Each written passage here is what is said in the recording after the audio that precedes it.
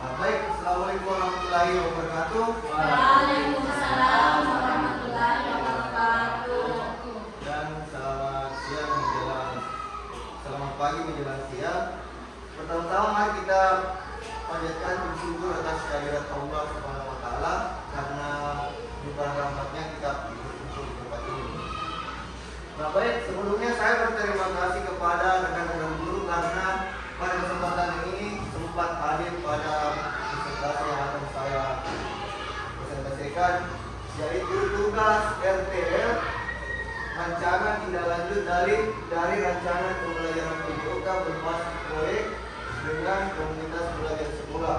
Komunitas belajar kita itu Tayanganti. Nah, PP Outrat senang dan gembira dengan olahraga tradisional. Ini merupakan suatu gambaran apa yang akan saya berikan setelah ini.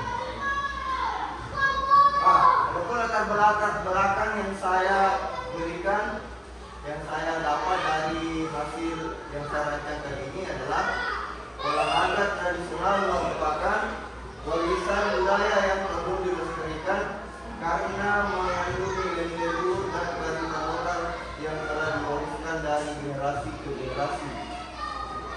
Nah, seperti kita ketahui Bapak dan Ibu guru yang saya hormati, belakangan ini murid-murid kita cenderung bermain gadget atau HP. Kebanyakan dari mereka itu memilih bermain game dan permainan sepak bola yang modern, namun dia merupakan olahraga tradisional yang perlu kita wariskan bersama-sama.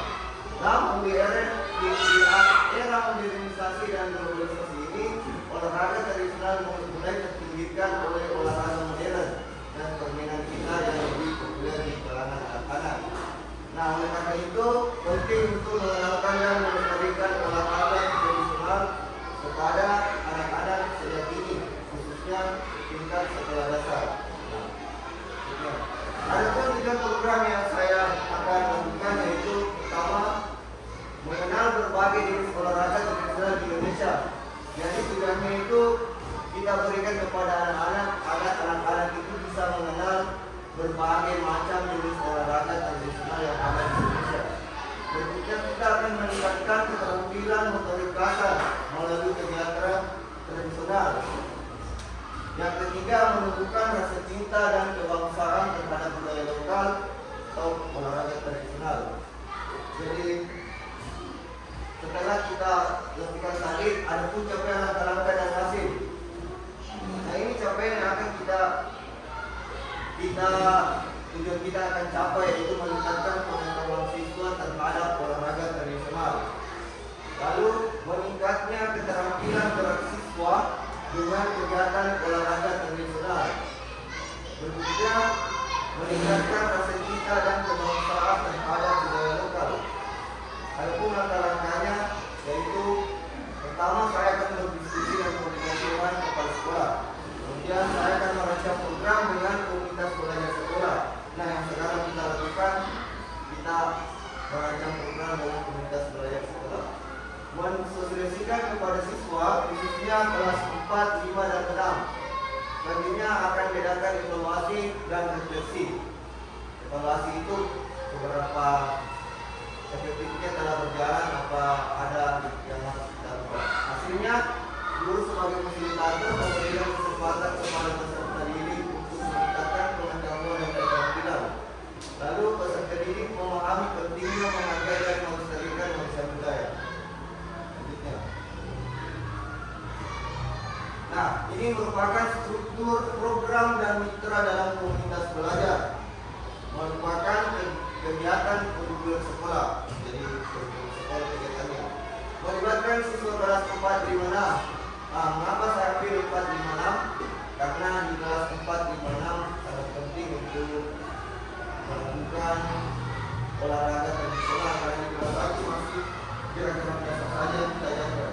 Berikutnya dirancang bulan November. Nah, di bulan ini kita rancang lalu melibatkan komunitas belajar, yaitu Tayanganti dengan wilayah kedua, mengoptimalkan semua aset yang dimiliki sekolah. Lalu mitra kegiatan yaitu pemimpin sekolah, wali murid, dan masyarakat sekitar. Pernyataan tentang kapasitas yang dimiliki kelas atau sekolah terdiri dari aset manusia, yaitu kepala sekolah sebagai penanggung jawab, KBS, komunitas pelajar sekolah dan guru sebagai pendamping, lalu siswa sebagai pelaku utama dan orang tua sebagai pendukung. Lalu adapun aset finansial yaitu dana BOSPD sebagai pendukung dalam pelaksanaan program, atau bisa ditambah nanti. Aset fisik, lapangan sekolah dan peralatan sekolah sebagai sarana dan prasarana pelaksanaan program. Nah, seperti kita ketahui, sarana itu merupakan alat yang dapat dipindah-pindahkan, seperti kalau di olahraga bola, sedangkan prasarananya itu adalah lapangannya yang tidak bisa dipindahkan. Aset sosial, dukungan masyarakat sangat berpengaruh dalam kegiatan program ini. Adapun rencana evaluasi yang saya akan lakukan itu, kita akan lakukan evaluasi secara menyeluruh, akan dilaksanakan pada kegiatan program ini berlangsung. Jadi selama programnya berlangsung kita lakukan evaluasi, dan akan juga dilakukan evaluasi bersama dengan komunitas belajar sekolah. Apakah program sudah berjalan dengan baik atau masih banyak kekurangan yang harus diperbaiki. Tentunya juga akan meminta umpan balik dari kepala sekolah, guru, siswa, dan orang tua.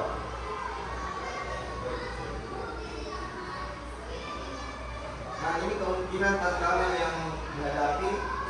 Kemungkinan tantangan yang dihadapi adalah peran orang tua kurang maksimal dalam program ini. Seperti kita ketahui, orang tua cenderung tidak mempedulikan anaknya karena dia menyerahkan semua sepenuhnya kepada guru di sekolah.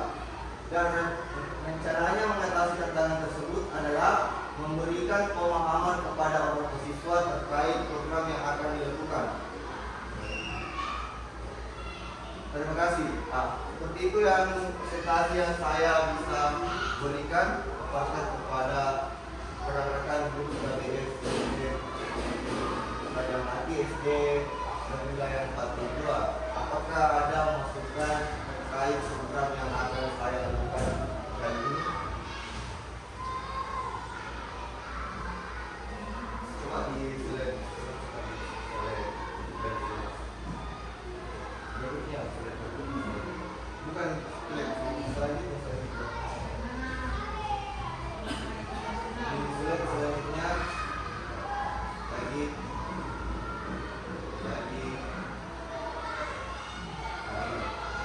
dan di sini Bapak Ibu kita perhatikan ada pernyataan tentang kapasitas yang dimiliki kelas atau sekolah. Nah, ini merupakan aset yang ada di sekolah kita. Nah, saya maksimalkan aset ini, saya jadi cenderung ke 4 aset yang dimiliki sekolah. Apakah ada masukannya tentang aset finansial terkait dana yang kita bisa peroleh, atau aset fisik atau aset sosial yang dimiliki sekolah yang belum sempat saya masukkan?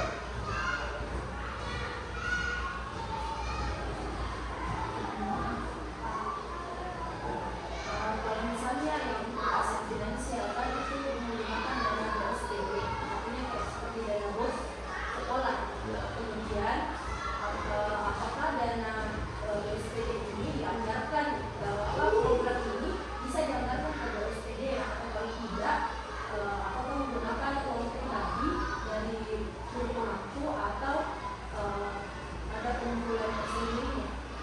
Karena kalau BOSPD biasanya ada nggak dianggarkan terlebih dahulu kan Kak, sebagai program ceritanya program mata pelajaran saja BOSPD Kak. Ada lagi pertanyaan selanjutnya? Kalau begini saya jawab langsung ke pertanyaan dari Ibu Rizky Amalia. Nah, sebelumnya dana BOS sebagai pendukung dalam pelaksanaan program ini.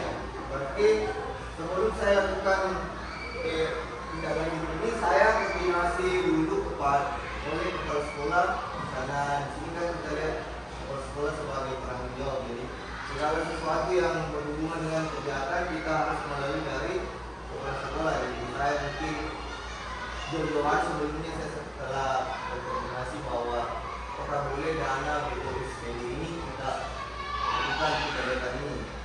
Sedangkan kepala sekolah mengatakan setuju karena kegiatan ini merupakan kegiatan sosial yang baik untuk diperkenalkan kepada siswa agar memiliki kesadaran bahwa pentingnya melestarikan permainan tradisional yang ada di Indonesia.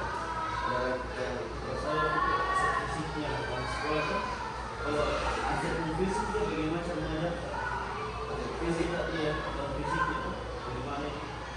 Kalau aset itu ada 7 aset, ada aset manusia, aset finansial, aset fisik, aset sosial, aset budaya, aset agama. Ada 7, tidak ada aset non fisik. Cuma kalau aset fisik di sini kan ada lapangan yang digunakan. Misalnya ada contoh, kemudian kita banjir gitu ya. Apa dilakukan kalau Indonesia di lapangan? Kalau lapangan sekolah dan kalau lapangan sekolah misalkan kita gunakan lalu sementara kondisi hujan, cuaca hujan, ataukah yang mengganggu lah terjadinya ini pelaksanaannya itu terganggu. Nah kita akan alihkan juga ke kelas-kelas untuk atau kita jadwalkan ulang Pak. Kita jadwalkan ulang misalkan tanggal 12 itu hujan. Nah itu kita laksanakan programnya di besok harinya atau 2 hari sudah itu asalkan kerjanya sudah bagus gitu. Ada lagi pertanyaan berikutnya?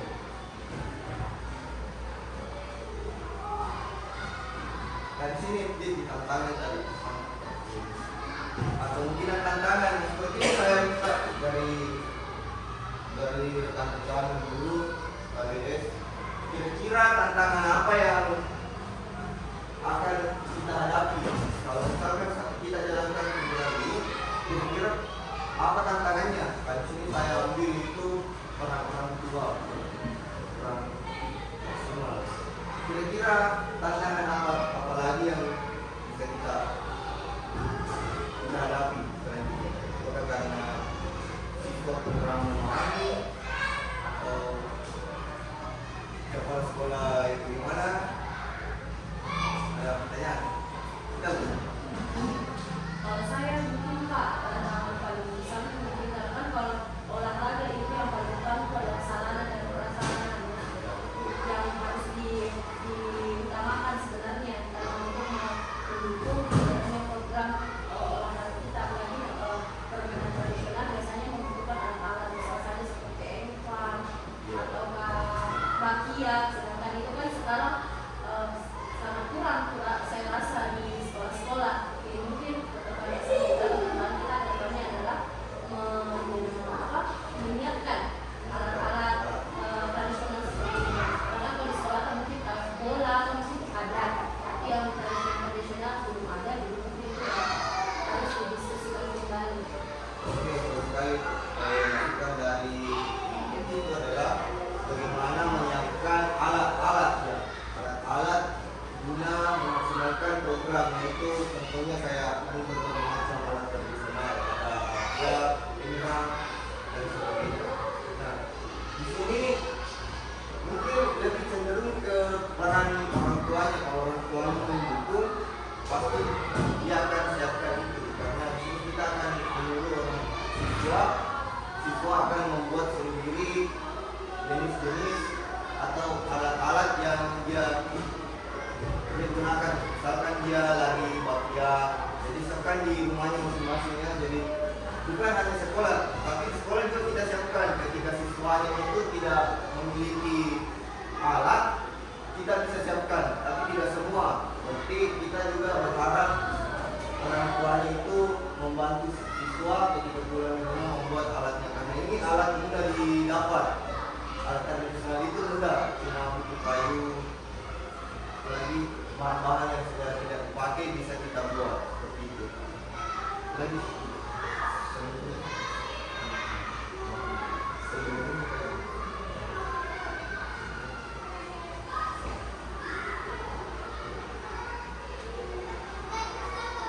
ya di sini kita sebelumnya Nah ini capaian yang kita harus coba lagi. Capaian langkah-langkah dan hasilnya. Nanti kita lihat. Ini kan capaian yang ingin kita capai. Apakah Bapak dan Ibu guru setuju capaian ini meningkatkan pengetahuan siswa, lalu meningkatkan keterampilannya juga siswa, dan juga rasa cinta dan kebangsaannya meningkat ketika kita lakukan permainan tradisional. Apa setuju semua? Capaiannya udah sesuai? Bisa ditambah satu meningkatkan minat. Bisa dia jadi siswa berminat untuk bermain permainan tradisional. Berarti meningkatkan minat siswa. Sekarang anak gadget mendominasi. Ini meningkatkan minat Siswa. terhadap olahraga tradisional. Lalu ada langkah-langkahnya.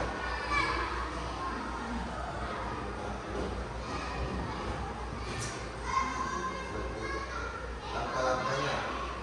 Nah, sini mungkin sudah benar karena ini kan yang akan kita lakukan itu berdiskusi dulu, kemudian kita rancang, kemudian masuk verifikasikan, lalu kita lakukan evaluasi dan evaluasi. Evaluasi ini kita lakukan selama proses pelaksanaan berlangsung, dan juga bisa kita lakukan setelah proses pelaksanaannya berlangsung. Di sini ada masukan dari hasil. Hasilnya itu guru sebagai fasilitator memberikan kesempatan kepada peserta didik untuk meningkatkan pengetahuan dan keterampilan. Kayaknya saya perlu kasih buku masukan di sini. Karena hasil kedua itu peserta didik memahami pentingnya memakai dan melestarikan budaya. Jadi semua kegiatan ini hasilnya adalah peserta didik memahami pentingnya menghargai dan melestarikan budaya. Tapi yang ini hasilnya guru sebagai fasilitator memberikan kesempatan kepada peserta didik untuk meningkatkan pengetahuan dan keterampilan. Kira-kira apa hasil yang diperoleh guru setelah kegiatan ini berlangsung? Kalau peserta didik kan sudah ada, dia memahami pentingnya menghargai budaya. Tapi kalau dunia apa yang bisa diperoleh?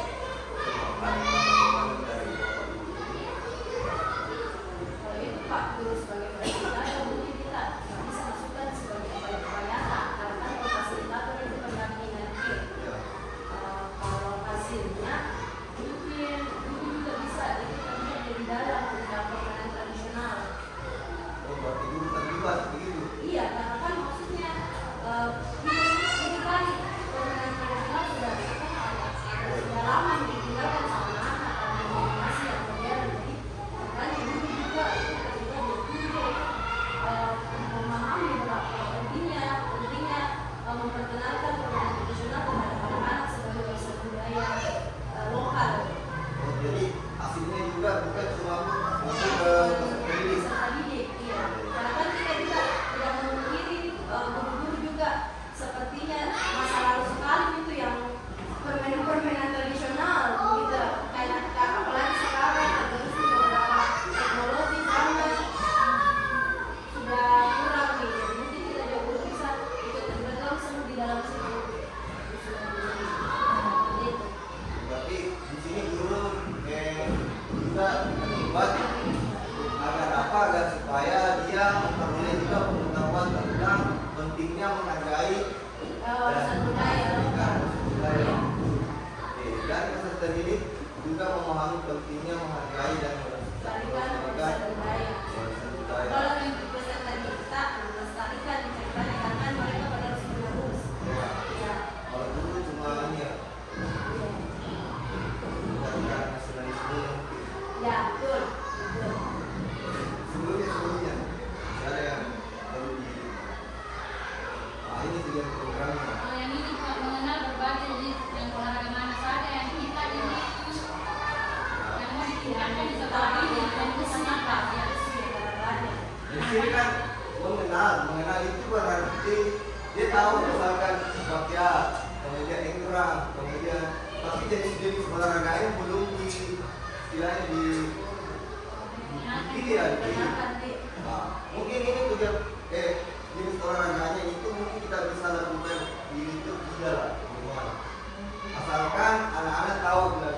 merupakan salah